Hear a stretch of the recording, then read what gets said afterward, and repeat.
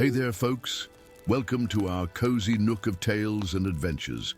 Today, like every episode, we're unlocking the doors of imagination to explore new worlds, meet fascinating characters, and experience unique emotions. I promise to take you on an unforgettable journey through the power of words. So get comfy, grab your favorite drink, snuggle into that perfect spot, and get ready to lose yourself in a new story. Leave the outside world behind for a while and dive with me into the depths of storytelling. If you enjoy our content and want to support the channel, consider hitting the subscribe button and giving the video a thumbs up. Now, without further ado, let's dive into today's story. Blood-red scales gleamed in the dying light as Alaric Veilforge peered through the crumbling archway of ancient Draconis. His quarry lay wounded among fallen columns and shattered statues, its massive form rising and falling with labored breaths that sent plumes of steam into the chill evening air. After 7 years of relentless pursuit across the scorched lands of Draconire, the last dragon hunter had finally cornered Firion, the Crimson Worm. Alaric's hand tightened around Dragonbane, the ancestral sword passed down through generations of his order. The blade's runes pulsed with a pale blue light, sensing the proximity of its ancient enemy. His scarred face, weathered by years of exposure to the elements and marred by a dragon's claw, remained impassive despite the storm of emotions raging within. This was the beast that had reduced his village of Emberhold to ash and bone, leaving him the sole survivor of a once proud lineage. "For the fallen," he whispered, the ritual words of his order passing his lips as a prayer. The ruins of Draconis stretched around him like the skeleton of a forgotten god. Once the crown jewel of the First Kingdom, its soaring spires and magnificent towers had housed the greatest dragon riders in history, before the great betrayal turned dragons against humankind. Now, only ghosts walked its shattered streets, and the memories of glory long past echoed in the hollow chambers. Alaric moved silently through the ruins, each step calculated despite the weight of his dragon-scale armor. 7 scales from 7 slain dragons, bound with mithril thread and blessed with the tears of the moon priestess. Armor fit for the last of his kind. As he approached the wounded dragon, memories of fire and screams threatened to overwhelm him. He remembered his father's final command as he pushed young Alaric into the secret tunnels beneath their home. Survive. Remember. Avenge.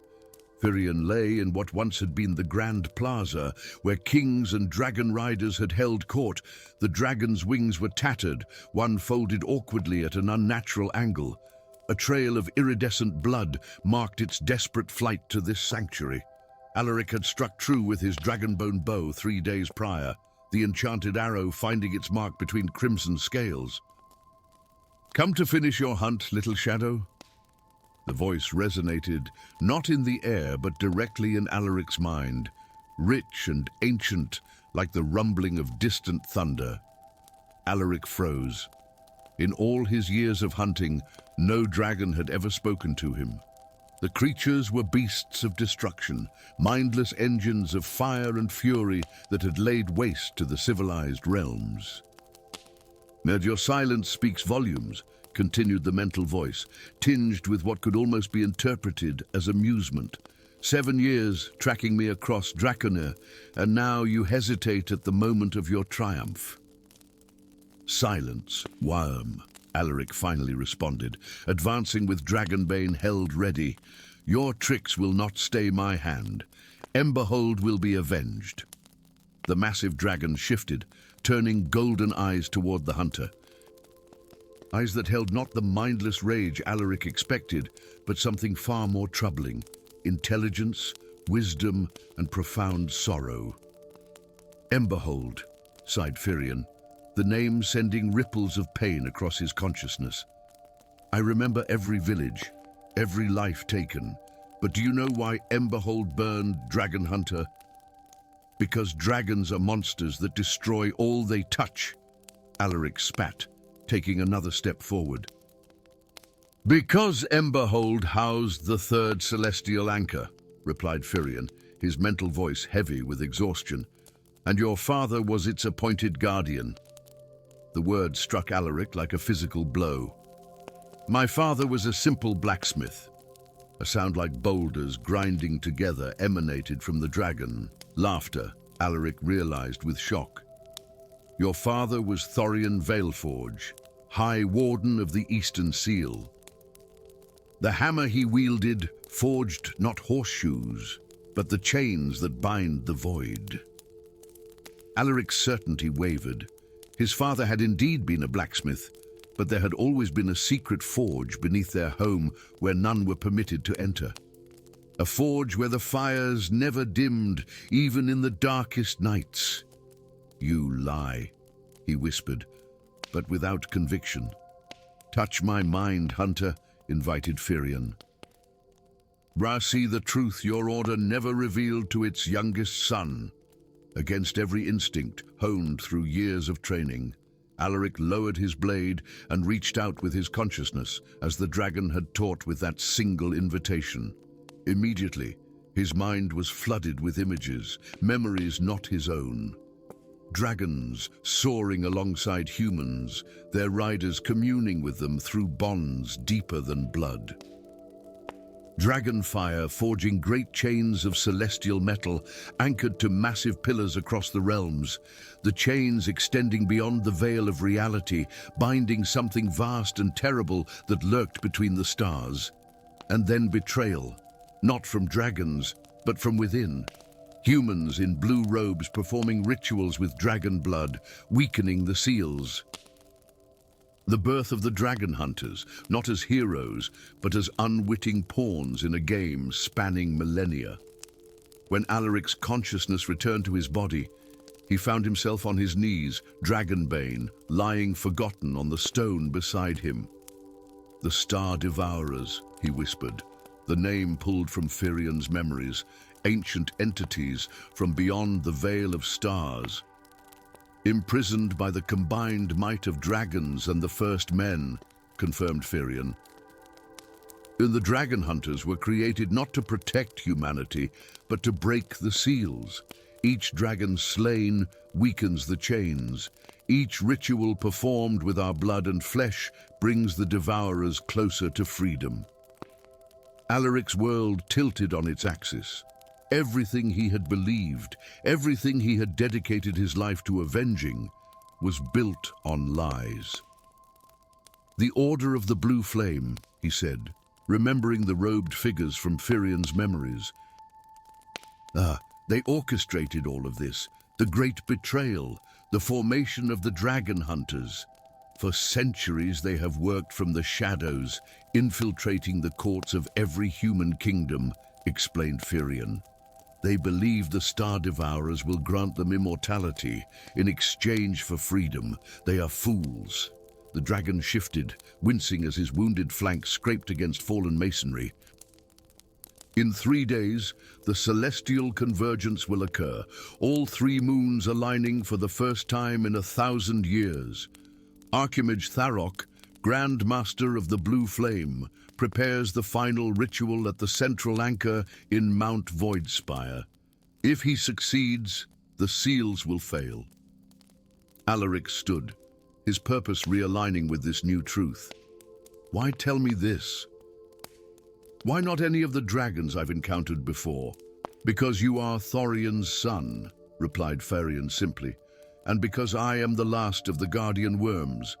The others have fallen to hunters like you, or to the Blue Flame's agents. We are both the last of our kind, Hunter. The irony was not lost on Alaric. He had dedicated his life to slaying the very beings who protected humanity from annihilation. How do I know this isn't some elaborate deception? He asked, though in his heart, the truth of Firion's words had already taken root. In response, the dragon extended one massive talon.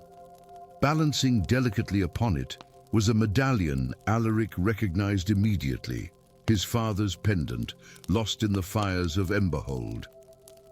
"He entrusted this to me before the end," said Firion, knowing one day his son would come seeking vengeance. Alaric took the medallion with trembling hands. When he opened it, inside was not the portrait of his mother he remembered, but a tiny key fashioned of an otherworldly metal that seemed to bend light around it. "The key of binding," explained Firion. "It can repair the damaged seals if wielded by one of Thorion's bloodline at the central anchor during the convergence." Night had fallen fully over the ruins of Draconis. Through gaps in the ancient ceiling, Alaric could see the three moons of Draconir, Silver Lumina, Blue Azura and Red Crimsa, already drawing closer in their celestial dance. "Mount Voidspire is 6 days' journey on foot," said Alaric, calculating rapidly. "Even if I left now, on Dragonback, it is less than 2 days," interrupted Firion, his golden eyes gleaming in the darkness. Alaric stared at the creature he had hunted for 7 years, the beast he had blamed for destroying everything he loved. "You would carry your hunter. I would carry the son of Thorion Veilforge to fulfill his father's oath," replied Firion with dignity. "My wound will heal enough by morning. The question is, Dragon Hunter, will you set aside your vengeance to save a world that lied to you?" Alaric looked down at Dragonbane, the sword that had claimed the lives of 6 dragons before Firion. With deliberate movements, he unbuckled the scabbard and laid it beside a fallen column. "I am no longer a dragon hunter," he said finally. "If what you've shown me is true, I never truly was." He approached Firion slowly, placing his hand on the dragon's scaled flank. The hide was warm beneath his palm, pulsing with ancient magic and life, not the cold, reptilian touch he had imagined. "We leave at first light," said Alaric Veilforge, last son of the High Warden, as the 3 moons continued their inexorable journey toward alignment. "And may the gods help us all if we're too late." In the distance, beyond the mountains that bordered the ruined city, a pillar of blue flame shot skyward from the peak of Mount Voidspire, as though in defiant answer to his prayer. Story 2.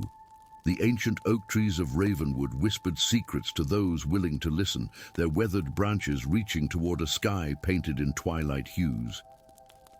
In this forgotten corner of Elderthorn Kingdom, where mist perpetually clung to the edges of the forest and stones wore the moss of centuries, magic had long been considered nothing more than the stuff of fireside tales, until the day the forgotten artifacts began to speak. Lyra Thornwood knelt beside the crystalline waters of the Whispering Pool, her fingers tracing patterns across its mirrored surface. The daughter of Ravenwood's aging librarian, she had spent her 17 years among dusty tomes and faded maps, finding more companionship in ancient legends than in the village children who mocked her fascination with the old ways. The ancestors left markers, her father had always told her, signs for those with eyes keen enough to see them. Today, as dawn broke over the sacred grove, Lyra felt an inexplicable pull toward this secluded place where the veil between worlds was said to thin during the changing of seasons. Autumn had arrived with a vengeance, carpeting the forest floor with leaves the color of flame and blood. The water rippled beneath her touch, parting to reveal something gleaming against the pool's stone bottom. Without hesitation, Lyra plunged her arm into the icy depths, her fingers closing around a medallion no larger than her palm.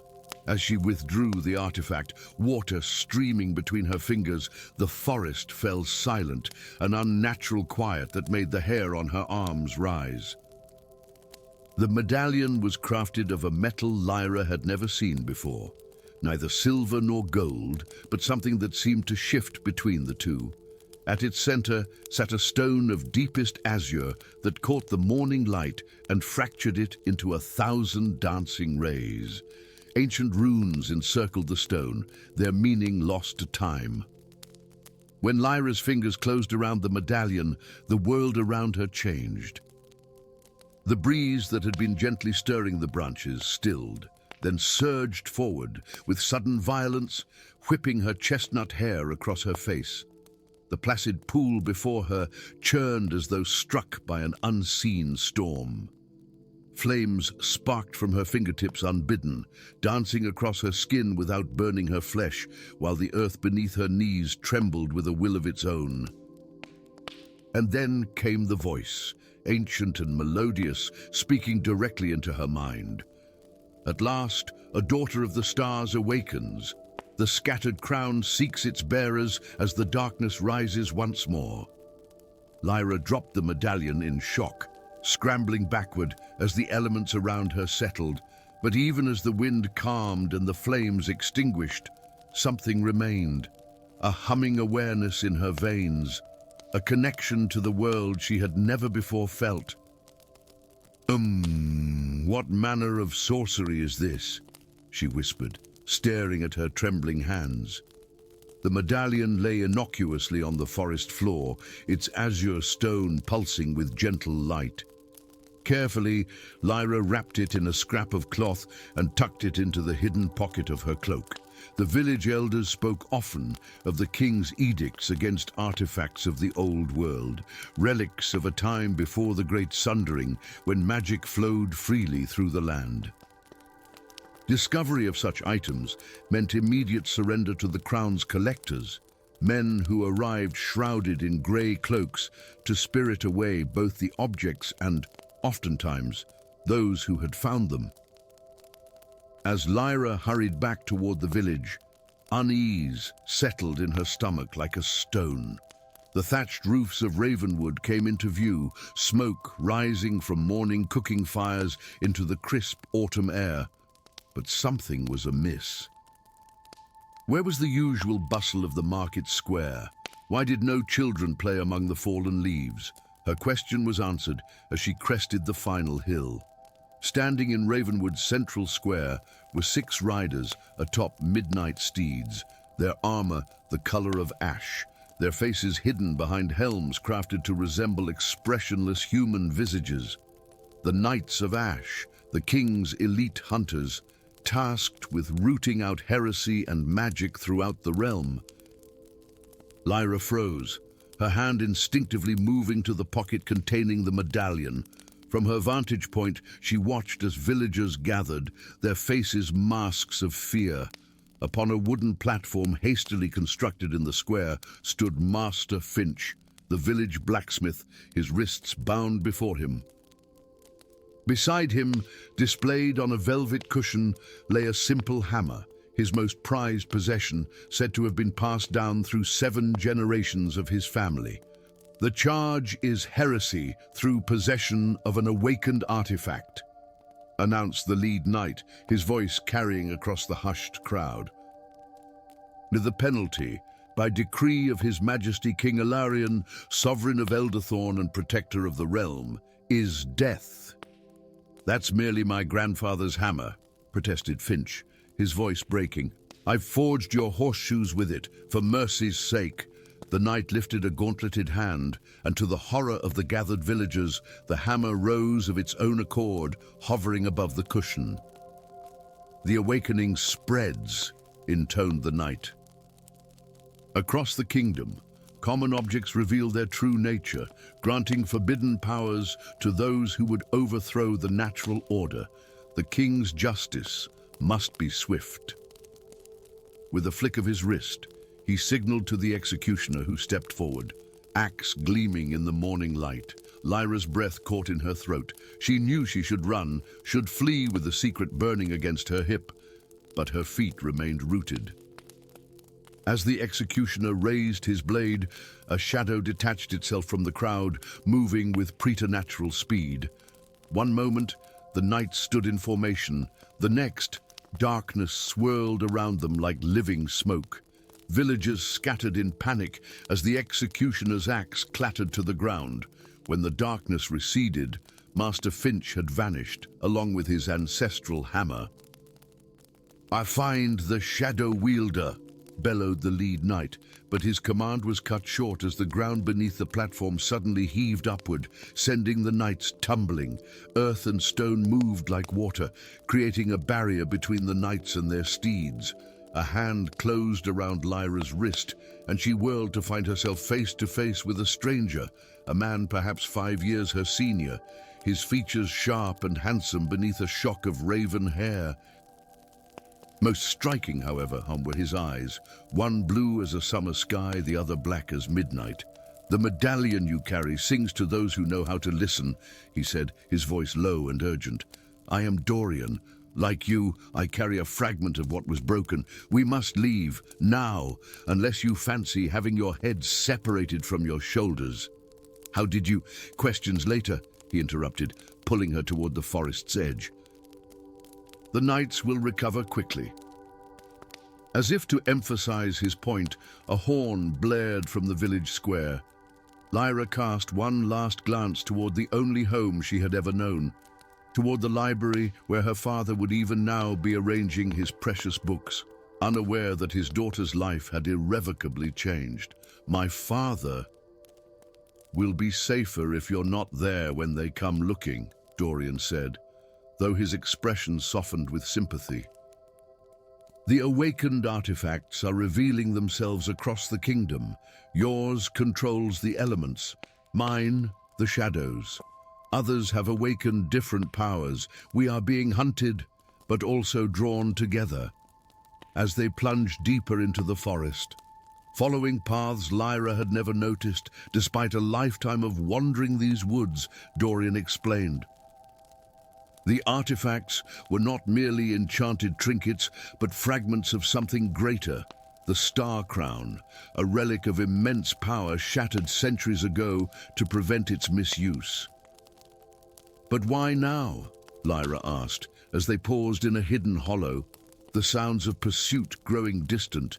"Why are these fragments awakening after all this time?" Dorian's mismatched eyes reflected the dappled forest light. "Because she is returning. Evelyn, the Witch Queen, King Alarion's exiled sister. The Star Crown was her creation, and she was banished to the space between realms when it was destroyed. For a century, the fragments have lain dormant. But now," he looked skyward, where the afternoon sun hung like a pale disk in the autumn sky. "In 7 days, a total eclipse will cast Elderthorn into darkness for precisely 7 minutes. The barrier between realms will weaken, and Evelyn will return to reclaim her crown and her throne. And these fragments—" Lyra withdrew the medallion, its azure stone pulsing in time with her heartbeat, "are choosing their bearers." Dorian revealed his own artifact, a simple silver ring with an obsidian stone that seemed to absorb the very light around it. "Some believe we're meant to reassemble the crown to stop Evelyn. Others think we're meant to destroy the fragments completely. The truth remains shrouded." As night fell, they reached a massive, hollow oak tree that, impossibly, contained a winding staircase leading underground. There, in a vast chamber lit by crystals that glowed with their own inner light, Lyra found others like herself, the awakened, a blacksmith with a hammer that could reshape reality, a blind seer whose wooden staff revealed truths hidden from mortal eyes, a young noble whose fan could conjure tempests. Each bore an artifact that had chosen them, each sought answers about their purpose, and each lived with the knowledge that above them, the kingdom of Elderthorn, prepared for an eclipse that would bring either salvation or destruction. As Lyra stood among these newfound allies, the medallion warm against her skin, she felt both terror and exhilaration. For the first time in her life, the legends her father had lovingly preserved had stepped from the pages of his books into living reality. In 7 days, she would learn whether those legends ended in triumph or tragedy. The voices of Elderthorn had spoken, awakening powers dormant for centuries. Now, as darkness gathered on the horizon, Those voices would grow into a chorus that would shake the very foundations of the kingdom and perhaps remake the world itself. Story 3. Silver moonlight cascaded through the shattered dome of the Hall of Celestial Harmony, illuminating the ruins of what had once been the crown jewel of Luminaris. Princess Rhiannon Solaris stood amid the destruction, her twin blades, dawnlight and eventide, gleaming with an inner fire as they dripped with the ichor of shadow wraiths. The bodies of her royal luminant guard lay scattered about the marble floor, their armor still radiant even in death. The princess wiped blood from a gash above her eye, her silver blonde hair matted with sweat and grime. The siege had lasted 23 days. 23 days of unrelenting assault by the Shadow Legion and their nightmarish beasts that seemed born from the darkest corners of children's tales. Now, the unthinkable had happened. The Silver Spire, seat of the Solar Dynasty for 8 centuries, had fallen. "Your Highness," whispered Captain Lysander, the last of her guards, his voice ragged from shouting commands across the battlefield, "we must flee." The herald approaches. As if summoned by his words, a figure materialized at the far end of the hall, hovering several feet above the ground. Cloaked in shifting darkness that absorbed light rather than reflected it, the herald of the abyss moved with the fluidity of water, yet left frost in his wake. Where his face should have been, there was only a swirling vortex of stars and void. "Daughter of light," the herald intoned, his voice resonating like a funeral bell. "Your father awaits you in the dragon's bone cage. Soon, he will serve as the vessel for my mistress's return." Behind the herald, suspended in a cage crafted from the bleached bones of ancient dragons, hung King Solarius IV. Once resplendent in his golden armor and crowned with the diadem of first light, now he appeared hollow-cheeked and diminished, magical bindings glowing with eldritch script across his body. "Father!" Rhiannon cried, instinctively stepping forward. "No," Solarius rasped, his voice barely audible across the ruined hall. "Run, my moonflower. Seek the one who can help, the one I should have trusted long ago." "The truth lies in obsidian." Before Rhiannon could respond, the herald flicked his wrist. A wave of impenetrable darkness swept across the hall, extinguishing every light and plunging the chamber into momentary blindness. When Rhiannon's vision cleared, the herald and her father had vanished, leaving only frost patterns on the marble floor.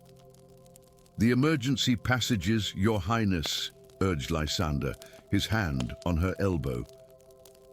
"No, they lead to the Whispering Woods. It's our only chance." Rhiannon nodded, her mind racing.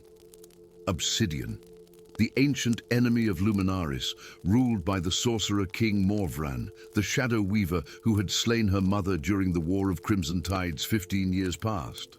Why would her father direct her there of all places?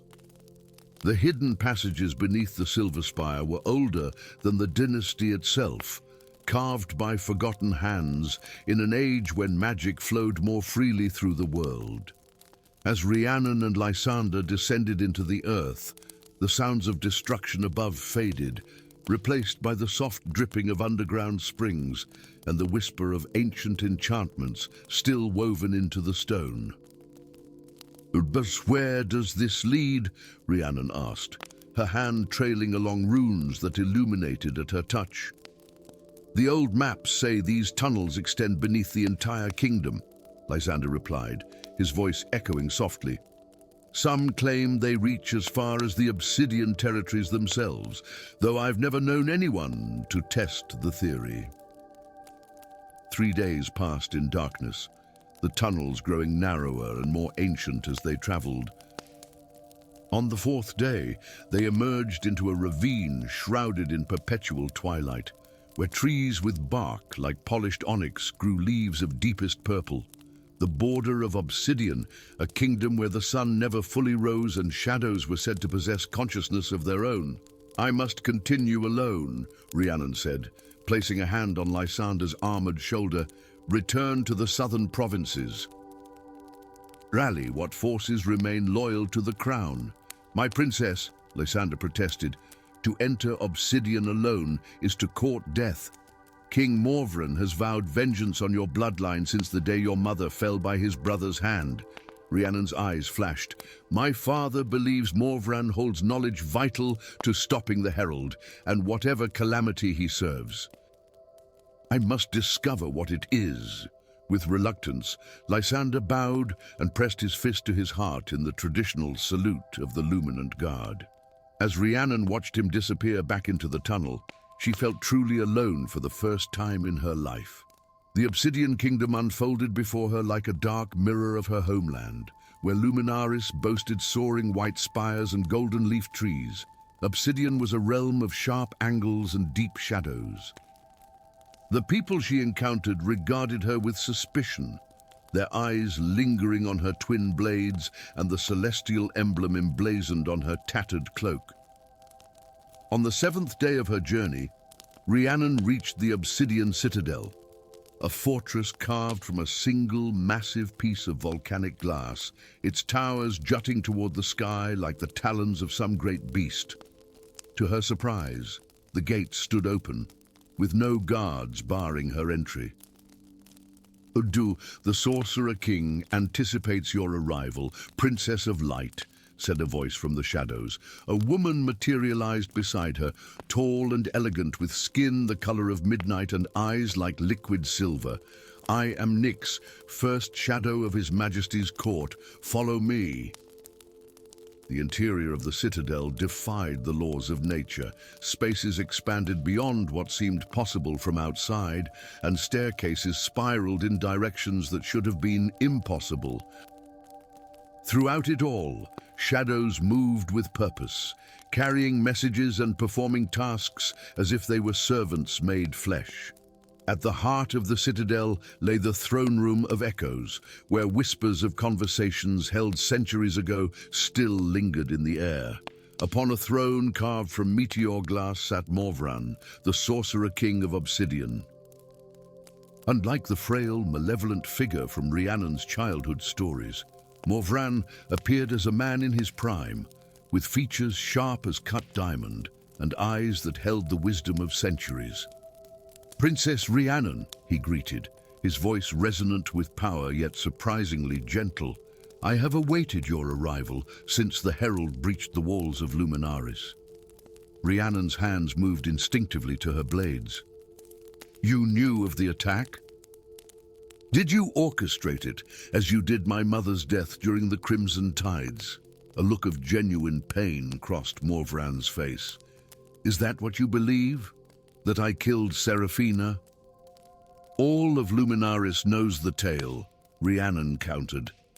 During the final battle, you conjured a blade of shadow that pierced her heart. Morvran descended from his throne, moving with the fluid grace of a shadow dancer. The history written by the victors often obscures uncomfortable truths. Your mother died by my brother's hand, not mine. Dravos was consumed by jealousy and ambition. It was he who sparked the war between our realms. Lies, Rhiannon hissed, though doubt had begun to creep into her heart. The Herald of the Abyss serves Etheria, the primordial goddess who seeks to merge the realms of living and dead, Morvran continued, ignoring her accusation. The cage that holds your father was forged from the bones of the last celestial dragons, creatures born at the dawn of creation. Etheria will use him as a vessel to enter our world during the upcoming eclipse of 3 moons. Despite her mistrust, Rhiannon found herself drawn into his words. How do you know this? Because I have fought her influence for centuries, Morvran replied, his silver eyes flashing. The shadow arts I practice were developed not for dominion, but as a shield against her darkness. Your father understood this truth too late. From within his robes, he withdrew a scroll sealed with wax the color of starlight. This arrived by Shadowhawk 3 nights before your kingdom fell, from your father. Rhiannon broke the seal with trembling fingers. Inside, in her father's unmistakable handwriting, was a confession that shattered everything she had believed. Morvran speaks truth. The war was engineered by forces beyond our understanding. Seraphina died protecting the first relic from Dravos, who served Etheria unknowingly. I was blind, consumed by grief and rage. I have doomed us all. Only the relics of the first kings, united by blood of both our lines, can seal the gateway. Trust him, my daughter, where I failed in pride, succeed in alliance. Rhiannon looked up, her world tilting on its axis. The relics of the first kings. I thought they were merely legends, artifacts lost when the world was young. They exist, Morvran assured her, scattered to the four corners of the world to prevent their power from being misused. The luminous crown, the obsidian scepter, the crystal orb, and the ember blade, together they form the Lock of Worlds. And you propose we seek these relics together, sworn enemies united in common cause? Morvran extended his hand, palm upward. A small flame of pure darkness danced above it, not the absence of light, but shadow given form and purpose. I propose an alliance sealed in blood and magic, as the ancients did. My knowledge of shadow arts combined with your mastery of the twin blades, together we might stand against what comes. Outside the citadel, thunder rolled across the perpetual twilight sky. The convergence approached, when 3 moons would align and open the gateway between worlds. Rhiannon thought of her father, imprisoned in the dragonbone cage, of her mother, whose death had sparked decades of hatred between kingdoms that should have stood as allies. Of the herald and the ancient goddess he served.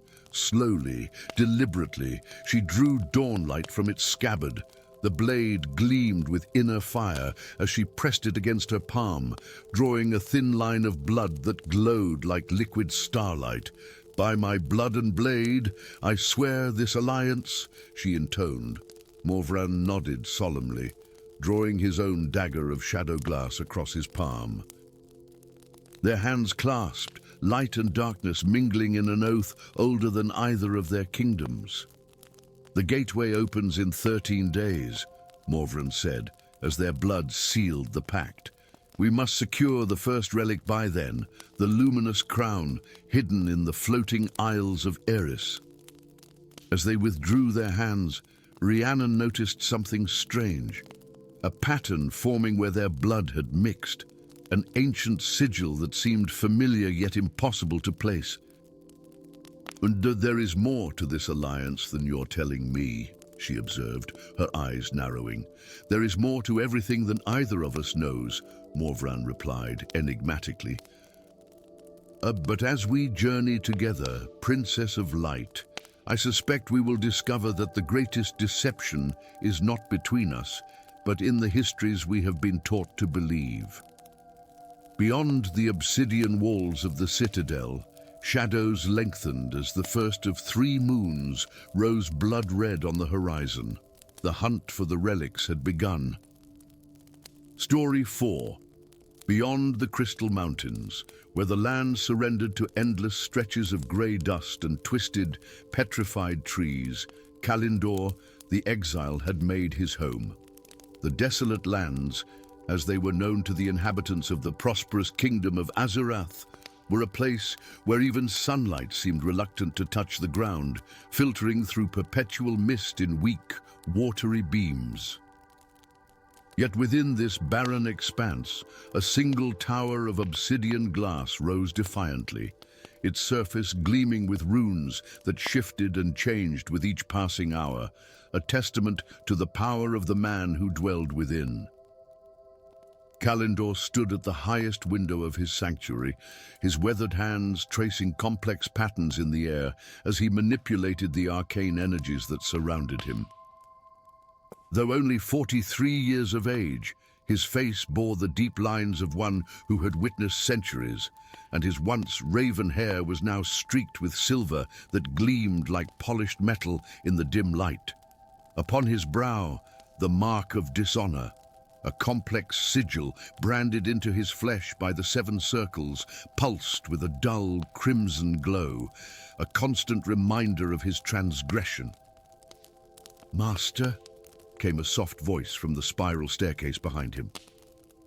"The eastern wards have been triggered." Lyra emerged from the shadows, a slender woman of 20 summers with eyes the color of storm clouds. Though she called him master, she was far more than a mere apprentice. She was the bearer of the last eternal flame of Azurath, a small blue fire that burned perpetually in the crystal pendant at her throat, a flame that had once illuminated the great halls of the kingdom's palace before Kalindor's exile. "And how many?" Kalindor asked, his voice resonant with power despite its softness.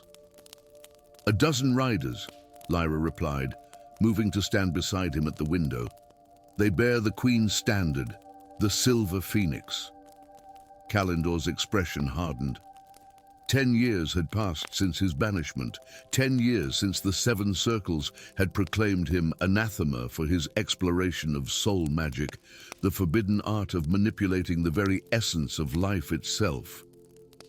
10 years since Queen Alestria, once his closest ally, had turned her face away as the brand was pressed into his flesh.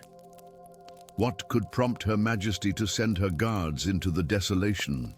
He mused, though the tightness in his voice betrayed his bitterness.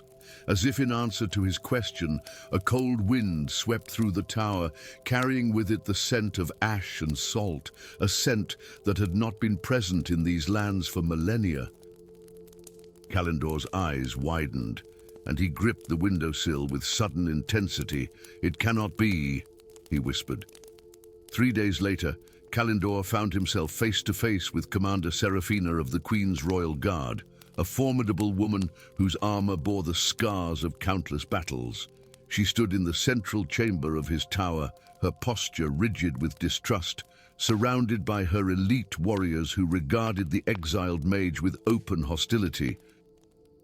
"The Queen requests your immediate return to Azurath," Seraphina stated, her tone making it clear this was a command rather than an invitation. Kalindor circled the ornate table that separated them, his midnight blue robes flowing around him like liquid shadow.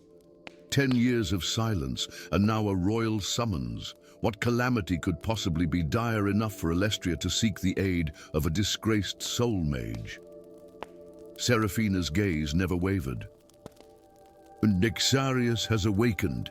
The name hung in the air like a physical presence, causing the very stones of the tower to vibrate with an ancient resonance.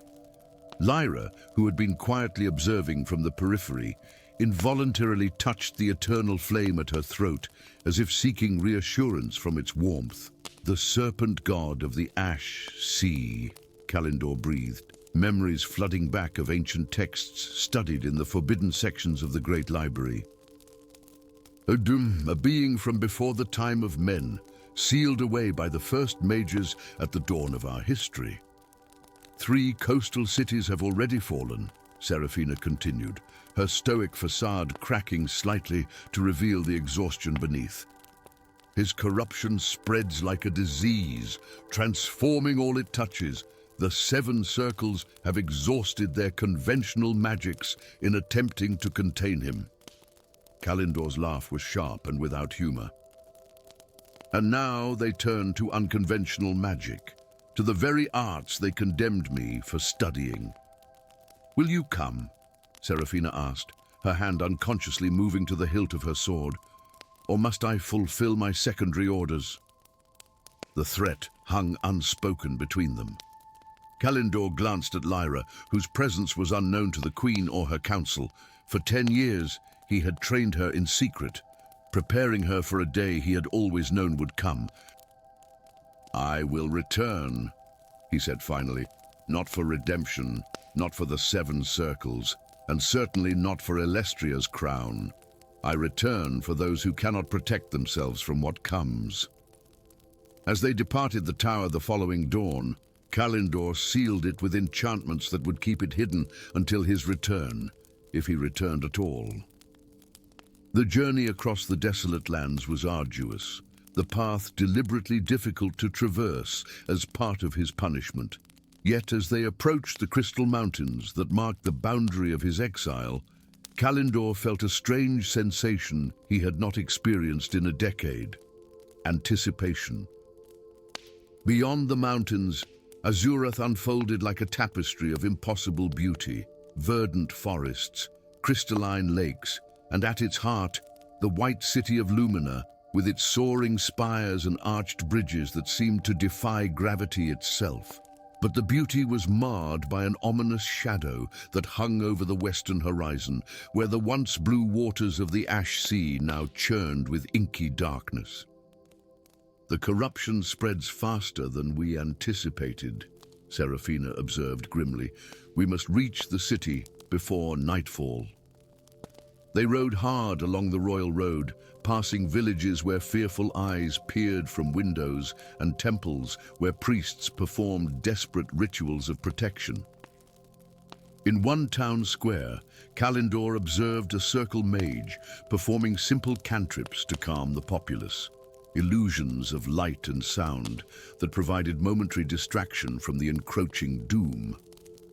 "Their magic is useless against what comes," he murmured to Lyra, who rode beside him, her identity concealed beneath a hooded cloak. "As is yours, Forbidden One," the circle mage called out, having overheard. His eyes narrowed as they fell upon the mark of dishonor on Kalindor's brow. "Your soul magic is an abomination. The Queen may have summoned you in desperation, but the circles will be watching your every move." Kalindor merely inclined his head and rode on, but the encounter left a cold knot of suspicion in his stomach. The White City, when they finally reached it, was a shadow of its former glory. The alabaster walls, once pristine, were stained with the residue of defensive spells.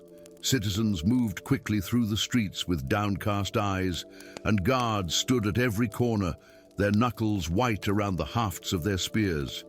In the Hall of Luminous Wisdom, Queen Alestria awaited upon her silver throne. The decade had been kind to her physically. Her beauty remained unmarred, her golden hair still shone like polished metal, and her emerald eyes retained their piercing intelligence. Yet there was a new hardness to her features, a tension that spoke of sleepless nights and heavy burdens. "Kalindor," she acknowledged, her voice carefully neutral. "You have answered our summons. I have come to face Nixarius," he replied, deliberately omitting her title, "not to bend my knee to those who cast me out." The Queen's counselors bristled at his disrespect, but Alestria herself showed no reaction.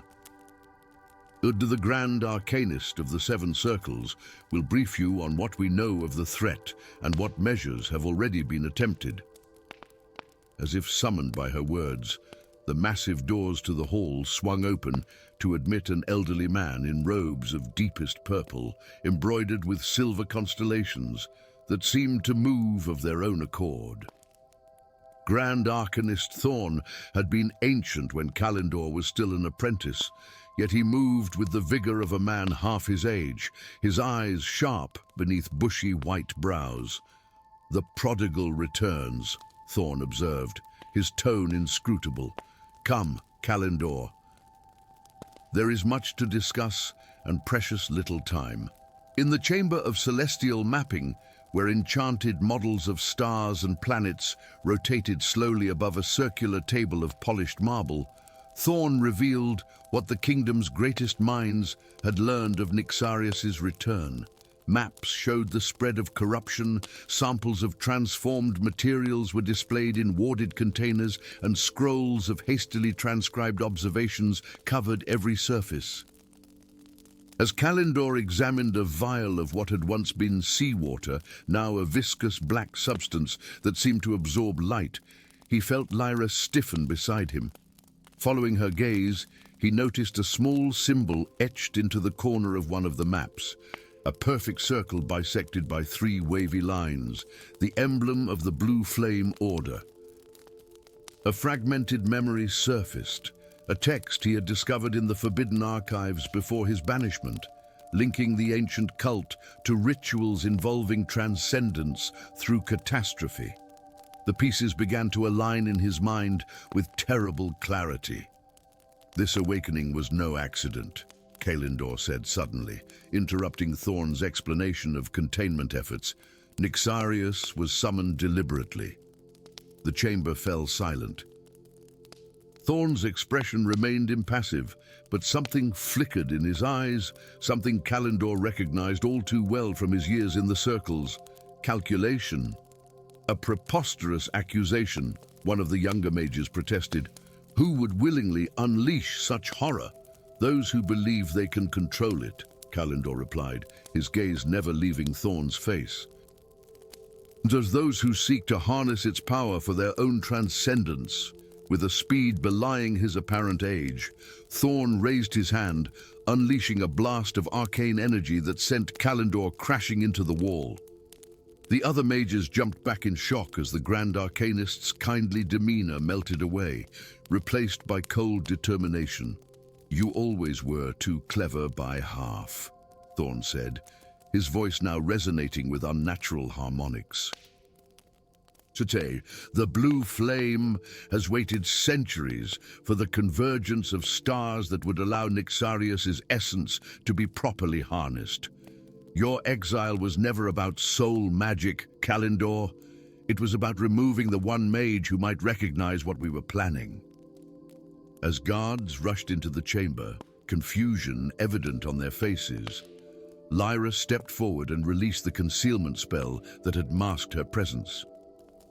The eternal flame at her throat blazed suddenly brighter, its blue light cutting through the magical darkness that had begun to emanate from Thorn. The flame-bearer lives, Thorn hissed, genuine surprise in his voice. The final piece we sought. Understanding dawned on Kalendor with horrifying clarity. The eternal flame, the last of the 7 sacred fires of Azurath, was the catalyst needed to complete the Blue Flame's ritual. His banishment had never been about his forbidden research.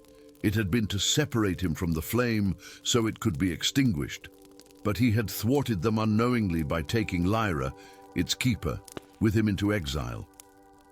As Thorn prepared to unleash another, more lethal spell, the chamber's massive windows shattered inward.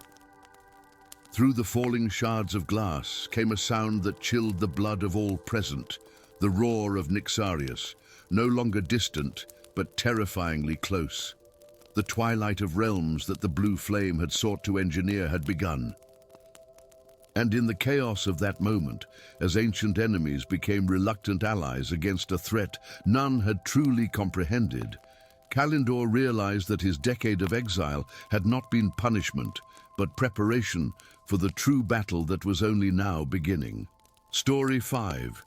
The blood moon hung low over the kingdom of Valoria like a wound in the night sky, its crimson light seeping into the shadows of the once resplendent realm. In the humble village of Iron Vale, nestled between ancient oak forests and silver-veined mountains, Thalon awoke with a startled cry as pain seared across his skin. Markings, delicate, intricate runes that had lain dormant beneath his flesh since birth, now blazed with golden light, illuminating the rough-hewn walls of the small cottage he shared with his adoptive father. "Und father," he called, but the old blacksmith was already at his bedside, weathered face drawn with a mixture of dread and resignation. "I had hoped this day would never come," Oren whispered, calloused fingers hovering over the glowing patterns that traced Thalon's arms and chest like rivers of molten gold. The blood moon reveals what mortal eyes cannot see, the royal blood that flows in your veins. Thalon stared at his transformed skin in disbelief. For 20 summers, he had believed himself the orphaned son of a distant cousin, taken in by Oren's kindness. He had spent his days at the forge, learning to bend metal to his will, unaware that destiny had marked him for a different fate entirely. "What are you saying?" Thalon demanded, though something deep within him stirred in recognition, like a memory from before his birth.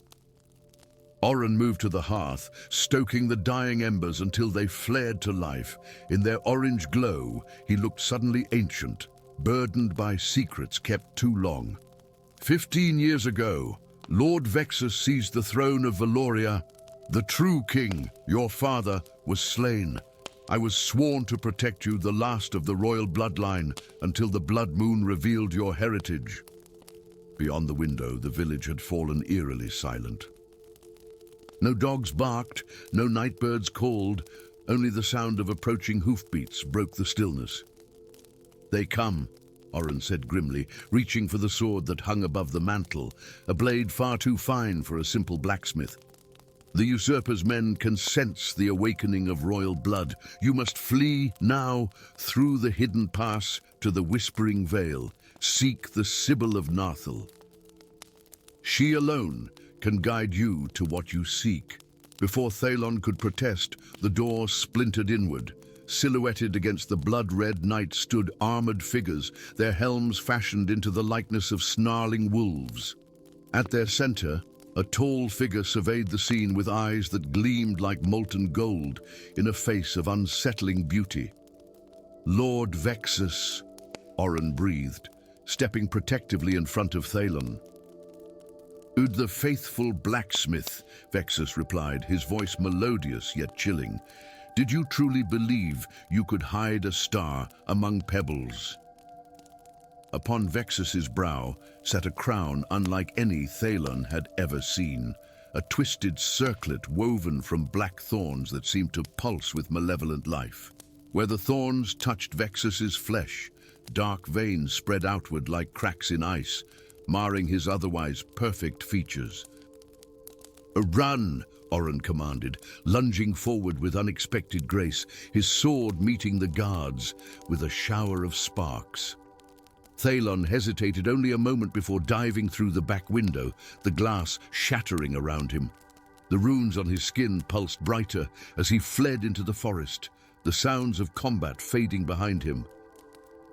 His heart thundered in his chest, his mind reeling with revelations that had shattered his understanding of himself in mere moments. For 3 days and nights, Thalon traveled without rest, driven by instinct through the twisting paths of the ancient forest. The trees grew taller and more gnarled as he ventured deeper, their bark darkening until they stood like sentinels carved from obsidian. The Blackwood, the forest primeval, where the immortal trees of Narthal had stood since before the first human kingdoms rose from the wilderness.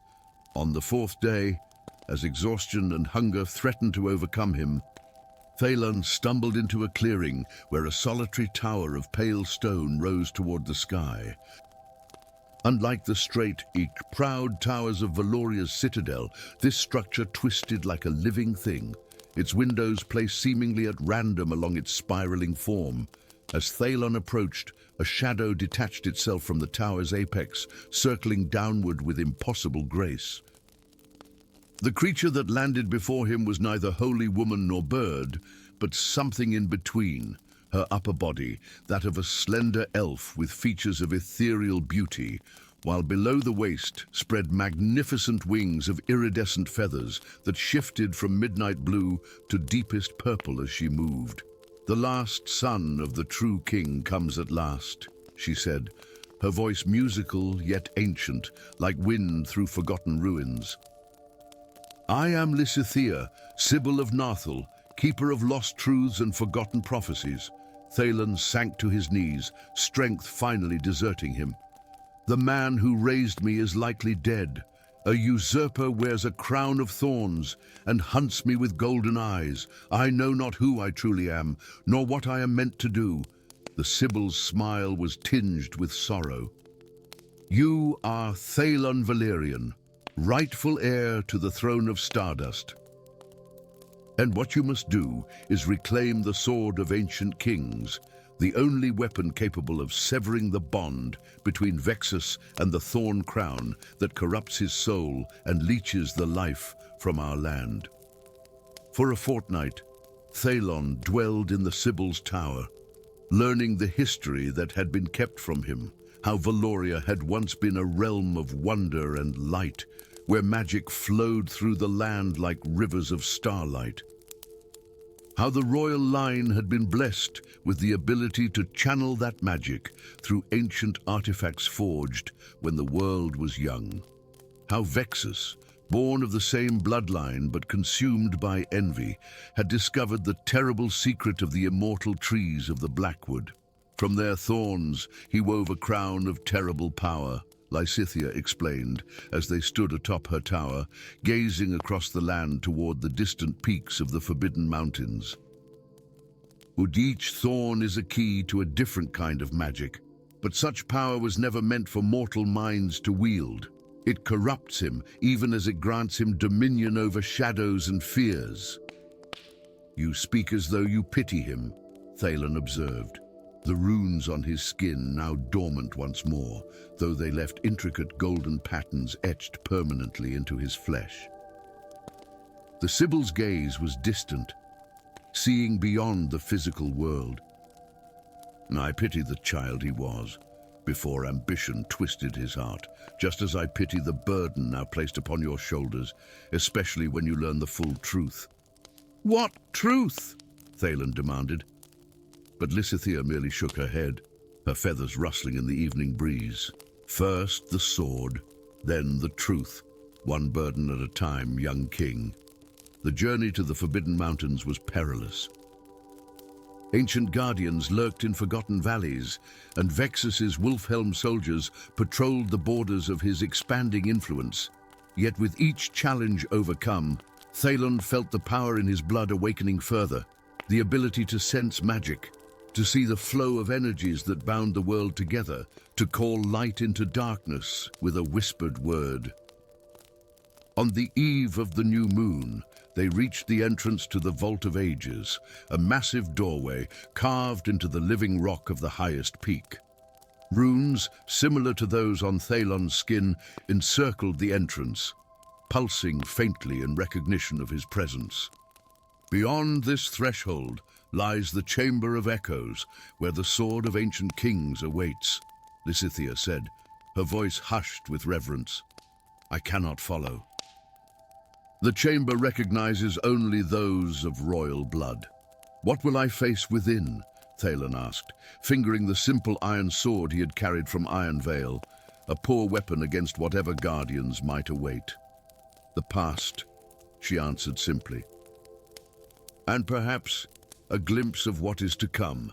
The chamber beyond the ancient door was vast beyond reason, its ceiling lost in shadows, its walls lined with statues of kings and queens long forgotten by mortal histories.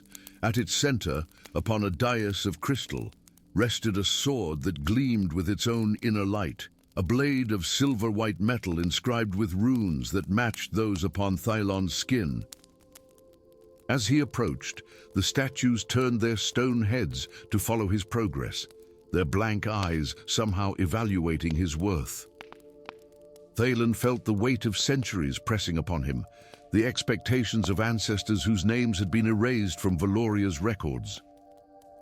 When his hand closed around the sword's hilt, visions flooded his mind, glimpses of Valoria's past glory, of his father's final moments defending the throne room against Vexus's forces, and finally, a memory that shook him to his core. Twin infants in a royal cradle, both bearing the faint tracery of runes beneath their newborn skin. Thalen emerged from the vault changed, the sword of ancient kings sheathed across his back, its power humming in harmony with the runes on his flesh. Lysithea awaited him, her expression solemn. "You saw," she said. It was not a question. "Vexus is my brother," Thalen replied, the words bitter on his tongue. "My twin." The Sibyl nodded. "Born minutes apart, yet different as day and night." When the old king recognized the darkness growing in Vexus's heart, he arranged for you to be hidden away, hoping that one day you might return to reclaim what was lost. And now I must kill my own blood to save the kingdom. "Perhaps," Lysithea said, her wings spreading as she prepared to take flight. "Or perhaps there is another way." The thorn crown is the source of his corruption. If it could be removed... Thalen gazed toward the distant silhouette of Valoria's citadel, now encased in perpetual twilight by Vexus's magic. Then I shall find a way to save both my brother and my kingdom. As they descended from the mountains, the land around them seemed to respond to Thylon's newfound purpose.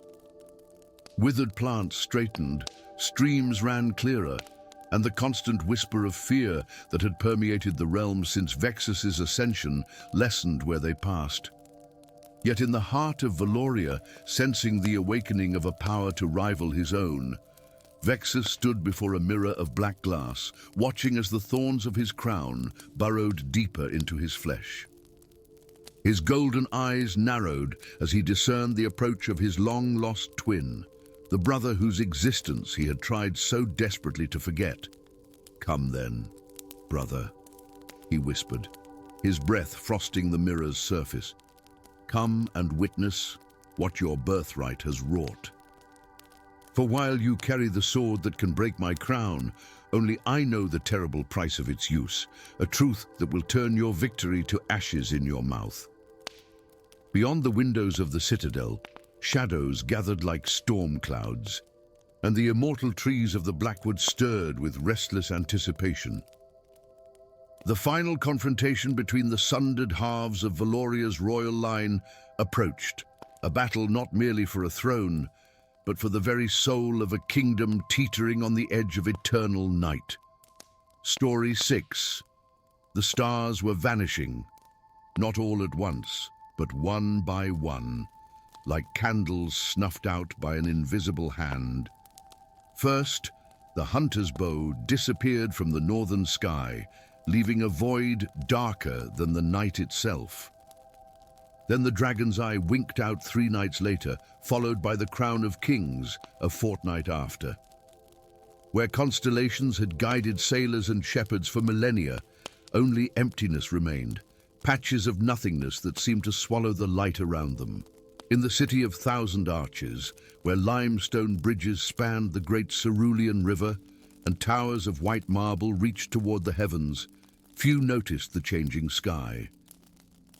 Their attention remained fixed on earthly concerns, trade disputes, political intrigues, and the daily struggle for survival that consumed the inhabitants of the lower warrens. Among these souls was Ilara, a wisp of a girl with midnight hair and quick fingers, who had survived 17 winters by relieving merchants of their purses and nobles of their jewels. Tonight, she moved like a shadow along the rooftops of the silversmith district, her threadbare cloak billowing behind her in the autumn wind. The moons, twin sentinels named Voros and Lumina, cast dual shadows that danced around her feet as she leapt from one tiled roof to another. Her target was the manor of Lord Tiberius Vex, whose collection of elderwood trinkets was rumored to include a music box that played melodies not heard since the Age of Whispers. Such an item would fetch enough silver to feed Ilara and the orphans she protected for a full season. As she crouched beside a chimney, preparing to descend through an unguarded window, a searing pain erupted across her forearm. Ilara bit back a cry, nearly losing her balance on the steep roof. Pulling back her sleeve, she watched in horror as intricate patterns etched themselves into her skin, silvery lines that shimmered in the moonlight, forming symbols she had never seen, yet somehow recognized. "The astral script awakens," came a voice from behind her, deep and ancient as the mountains. Ilara whirled, a dagger appearing in her hand from its hidden sheath.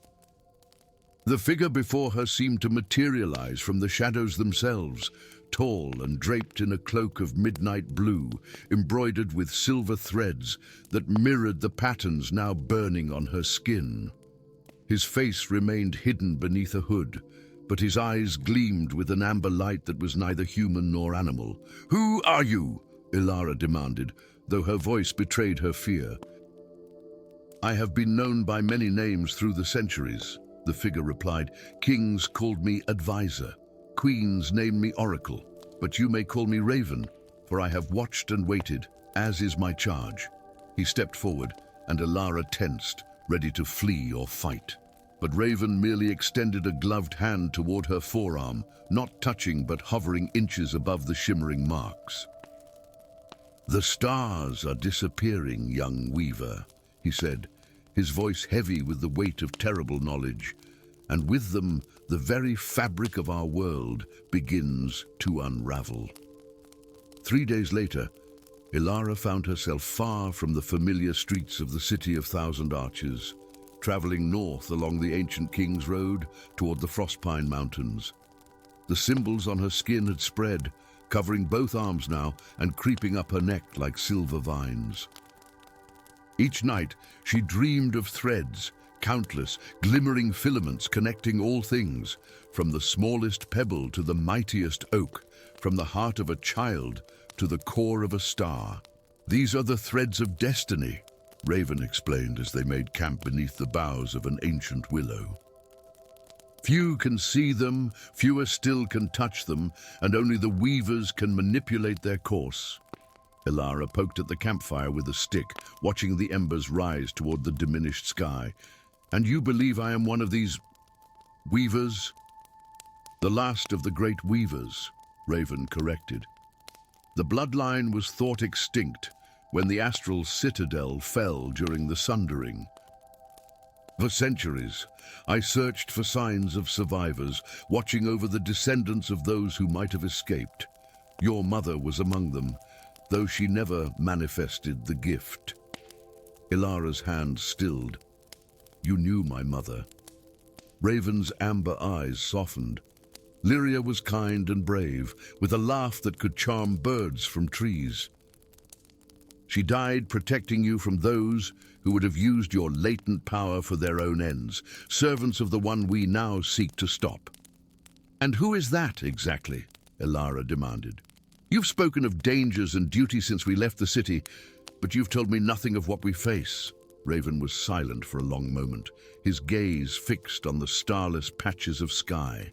Finally, he reached into his cloak and withdrew a small object wrapped in cloth. Unfolding it revealed a fragment of what appeared to be silver glass, its surface rippling like water, though solid to the touch. "This is a shard of the first loom," he said. "With it, the primordial weavers shaped reality at the dawn of creation. It was shattered long ago, its pieces scattered across the realms to prevent any single being from wielding its full power." He placed the shard in Ilara's palm, and it hummed against her skin, resonating with the marks on her arms. "Something stirs in the void between worlds," Raven continued. "Kiros, the first weaver, who was cast out for attempting to unravel creation and reweave it to his design.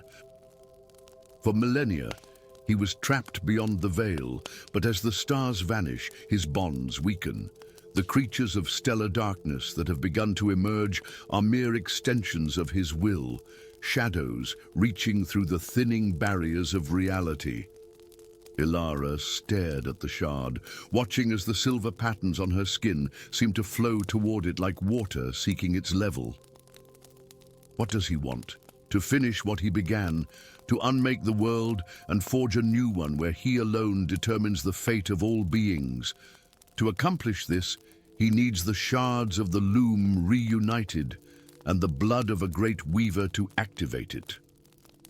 The implications settled over Elara like a shroud. "My blood." Raven nodded grimly. "We must find the remaining shards before Kiros' servants do. Only then can we hope to mend the tears in the sky and bind him once more." The journey to recover the shards led them across the breadth of Moria, from the crystalline caves beneath the Frostpine Mountains to the floating gardens of Eris Vale, from the depths of the Abyssal Library to the sun-scorched temples of the Aurum Desert. At each site, guardians and trials awaited, testing not only Elara's newfound abilities to manipulate the threads of destiny, but also her courage and compassion. In the subterranean kingdom of the Stoneheart Dwarves, she learned to weave threads of earth, reinforcing the crumbling pillars that threatened to collapse the ancient halls. Among the wind-caller nomads of the eastern steppes, she wove threads of memory, helping a dying elder pass his wisdom to his scattered tribe. In the twilight marsh, she faced the grief wraith, a creature born from threads of sorrow that had tangled and knotted over centuries. With each shard recovered, her power grew, as did her understanding of the responsibility it entailed. The threads of destiny were not chains of predetermined fate, but rather connections, the invisible bonds that linked all living things in a grand cosmic tapestry. But Kyros's servants were ever at their heels, the Void Hunters. Beings of living darkness with stars where eyes should be, ambushed them in mountain passes and forest glades. Cultists of the unmaking, humans who believed Kyros would reward them with power in his remade world, infiltrated cities and villages ahead of them, turning allies into enemies. And always, more stars vanished from the sky. The final shard lay within the tower of the shattered sky, an impossibly tall spire of obsidian and moonstone that pierced the clouds at the very center of the veiled plateau. Once the seat of the Weaver Council, it had stood abandoned since the Sundering, its halls haunted by echoes of ancient power. As Ilara and Raven approached the tower's base, the sky above was more void than stars, a canvas of darkness interrupted by only a few stubborn points of light. The air felt thin and brittle, as though reality itself was stretched to breaking. "We're too late," Ilara whispered, as they beheld the tower's great doors standing open, darkness spilling forth like ink in water. "Not yet," Raven replied, though weariness lined his immortal face. "Kyros cannot complete the ritual without you. He has prepared the way, but the final thread remains unwoven." They ascended the spiral staircase that wound through the tower's heart, passing chambers where reality bent and twisted, rooms where water flowed upward, where doorways opened onto impossible landscapes, where reflections moved independently of their owners. The tower was a nexus of threads, a place where the barriers between worlds grew thin. At the summit, they found a circular chamber open to the fractured sky. At its center floated a loom of pure energy, incomplete, but already awesome in its power. Around it stood 12 hooded figures, the cultists of the unmaking, and before it, a being that defied mortal comprehension. Kyros appeared as a man-shaped void against reality, his form outlined in starlight, the darkness within him deeper than the space between galaxies. Where his eyes should have been, twin spirals of cosmic dust whirled. When he spoke, his voice resonated through the threads of existence, causing the very stones to tremble. "The last weaver arrives," he said, extending a hand that trailed stardust. "Come, child, join me in remaking what has grown corrupt and chaotic. The old order has failed. Stars die, worlds wither, souls suffer. Together, we shall weave a perfect tapestry." Ilara felt the pull of his will, an immense gravity that tugged at her very essence. The shards in her possession hummed and strained toward the incomplete loom. Even the silver patterns on her skin seemed drawn toward Kyros, shimmering with increased brilliance. "Do not listen," Raven warned, his hand on her shoulder. "He offers order through tyranny, peace through the extinction of free will." Kyros's starlit outline rippled with something like amusement. "The Watcher speaks of freedom, yet has manipulated your path since before your birth. Tell her, old friend, how many generations you have guided and sacrificed for this moment." Doubt flickered through Ilara as she glanced at Raven, whose amber eyes could not meet hers. "But the threads showed me possibilities, not certainties," Raven said softly. "I sought to protect you, to prepare you, but your choices have always been your own." Kyros gestured, and the air between them shimmered, revealing threads of destiny that connected Ilara to Raven, to her mother, to countless others she had never met. a vast, complex web with her at its center. "See how tightly you are bound," Kairos said. "Break these chains. Help me weave anew." Ilara looked up at the void where stars had once shone, then down at the shards in her hands, feeling their resonance with the fragments already incorporated into Kairos's loom. Power thrummed through her veins, the potential to unmake and remake, to sever old threads and spin new ones. In that moment, she understood what neither Kairos nor Raven had fully grasped. The true power of a weaver lay not in controlling the threads of destiny, but in strengthening them, reinforcing the connections that gave life meaning. With a swift motion, she pulled a single silver thread from the air, the one that connected her heart to the memory of her mother, and wove it through the shards in her possession. They melted into her skin, becoming one with the patterns that now covered her entire body. "I will not break what binds us," she declared, her voice carrying the resonance of the first weavers. "I will mend it." Light erupted from her form as she reached out, not to the incomplete loom but to the tattered sky above. Her consciousness expanded along the threads of destiny, touching each void where a star had been. She felt Kairos's rage and power surging against her, but also Raven's steadfast support flowing through their connection. And beyond them, she sensed countless other threads, the hopes and dreams and loves of every being in Moria, from the mightiest dragon to the smallest child, all interconnected, all part of the same grand design. With a cry that echoed across realities, Ilara pulled the threads taut, drawing the stolen stars back from the void.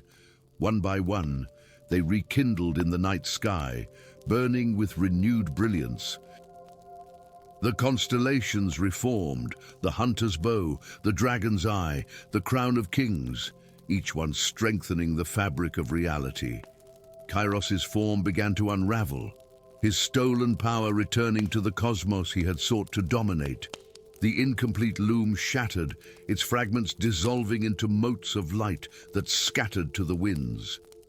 As dawn broke over the tower of the shattered sky, Ilara stood transformed, no longer merely human, yet not quite divine. The silver patterns had faded from her skin, but their essence remained within her, a reminder of her heritage and her choice. "What now?" she asked Raven, who bowed his head in respect and relief. "Now," he replied, gesturing to the mended sky where stars once again shone in their appointed places. "We weave tomorrow."